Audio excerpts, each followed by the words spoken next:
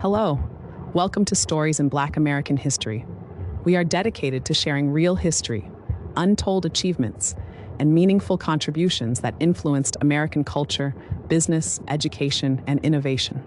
These stories are presented in an educational, family-friendly format designed to inform, inspire, and preserve history.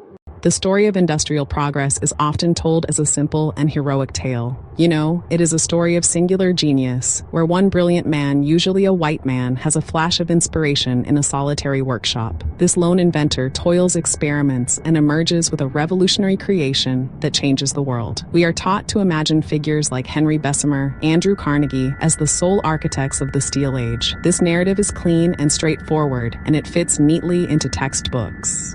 However, it is a myth. It erases the contributions of countless others, burying foundational artisans under layers of omission. The truth is far more complex and collaborative. Recent legal filings and newly unearthed archival evidence are beginning to dismantle this long-standing fable.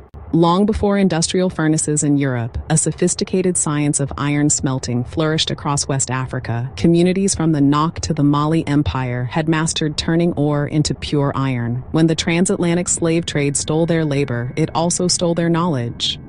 In the iron plantations of the Americas, enslaved metallurgists were the lead technicians and master refiners.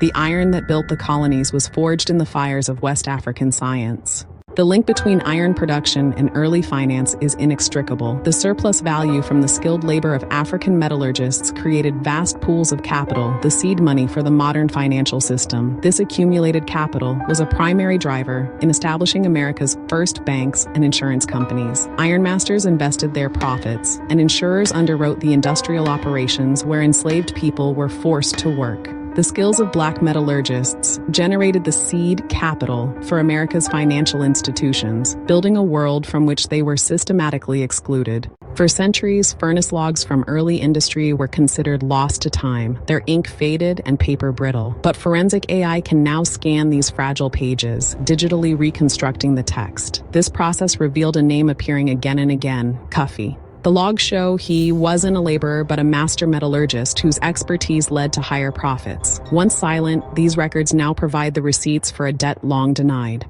The transformation of brittle, crumbly iron into strong, malleable steel is a delicate act of chemical balancing. The secret isn't brute force, but precise control of minor elements. Two of the most critical, yet troublesome elements are phosphorus, silicon. In the wrong quantities, they're the enemies of good iron. Excess phosphorus makes iron cold short, brittle at room temperature, and prone to sudden fracture. Too much silicon interferes with carbon bonding, producing weak, unreliable metal. Mastering steel means mastering the removal and control of these impurities. It's not just turning the fire hotter. The methods are complex and often counterintuitive. Managing phosphorus often uses a specific limestone flux in the furnace. At high temperatures, that limestone forms a slag which chemically attracts phosphorus, pulling it out of the molten iron. Controlling silicon depends on temperature and timing. Skilled metallurgists managed heat stages to encourage silicon to oxidize, so it too became trapped in the slag. This knowledge came from hands-on experience and acute observation. Recovered furnace logs and archaeological finds show enslaved metallurgists had this expertise.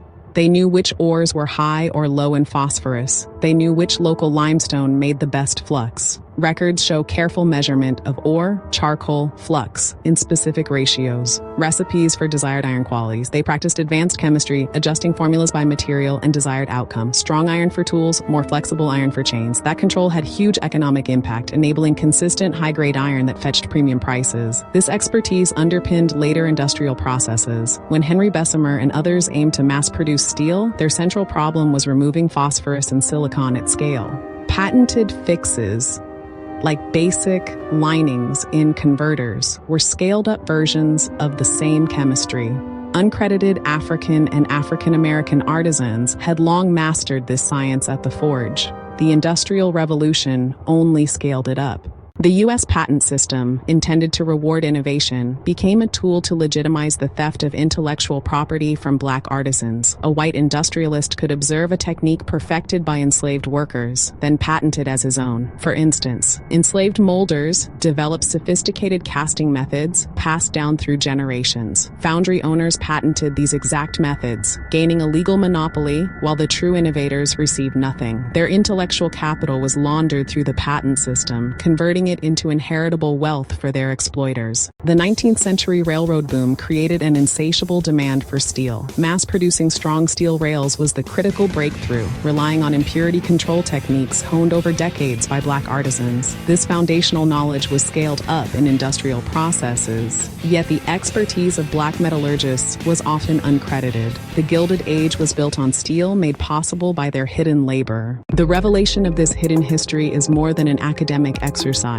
It is a live issue with profound personal and legal consequences. As researchers and historians piece together the story from fragmented records, they are uncovering processes and techniques and also names. Names like Cuffy and many others. The next crucial step is to trace these names forward through time. Using genealogical records, census data, local archives, teams of researchers are attempting to identify living descendants. This is a painstaking process complicated by the scarcity of records for enslaved people, but it is yielding remarkable results.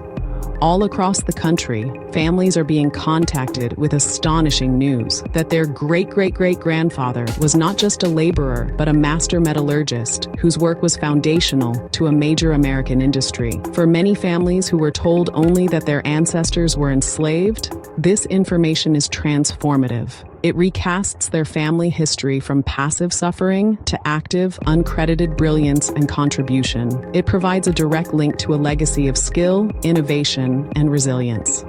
Leaders within these rediscovered family networks are stepping forward, organizing to understand shared history and considering what justice might look like.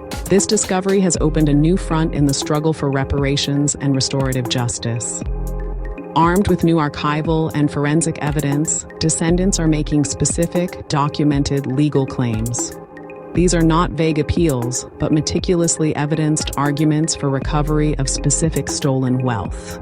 The legal claims name the corporations that are the modern-day successors to the ironworks and banks. They cite the specific patents that were fraudulently obtained. They calculate the value of the stolen intellectual property, compounded over generations, to argue for financial restitution. A new generation of civil rights leaders, historians, and lawyers see a clear path to tangible repair. Dr. Alina Hayes, a lead historian on the Archival Recovery Project, and Marcus Thorne, the lead attorney for the Descendants Coalition, are at the forefront. They are filing lawsuits and launching public education campaigns. Their goal is twofold: to secure economic justice and to force a national reckoning with the multiracial origins of American industrial power. They are demanding the story be rewritten and the balance sheets be corrected. The story of iron and steel is the story of America. It is a story of power. It is a story of industry. It is a story of wealth. For too long, that story was told as a monologue, crediting a handful of white innovators for the nation's rise. The evidence now makes it clear this was always a dialogue, a collaboration built on forced extraction of knowledge and skill from African masters of the craft. Acknowledging this truth is the first step, but it cannot be the last. Acknowledgement without action is insufficient. True justice demands restoration of the historical record and a tangible repair of the harm. The path forward requires a multi-pronged approach. First, legal claims of descendants must be taken seriously. Calls for posthumous, symbolic restoration of patent rights. Assigning credit even after patents expire is powerful historical correction.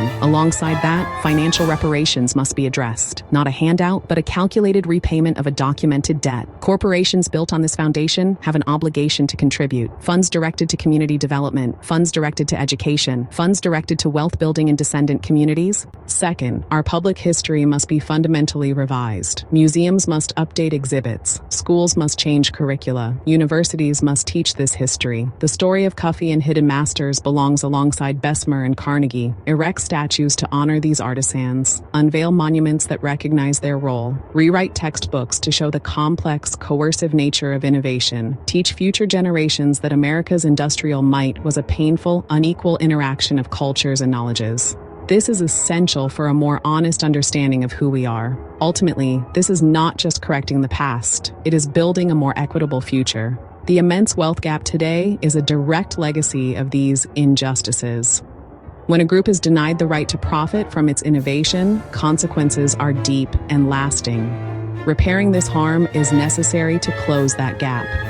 By naming the real masters of steel, by valuing their contributions, by restoring to their descendants a measure of what was taken, we can begin to reset the scales. The receipts are out. The record is becoming clear. The time to pay the debt is now. Thanks for watching. And if you are not already subscribed to the channel, please do so.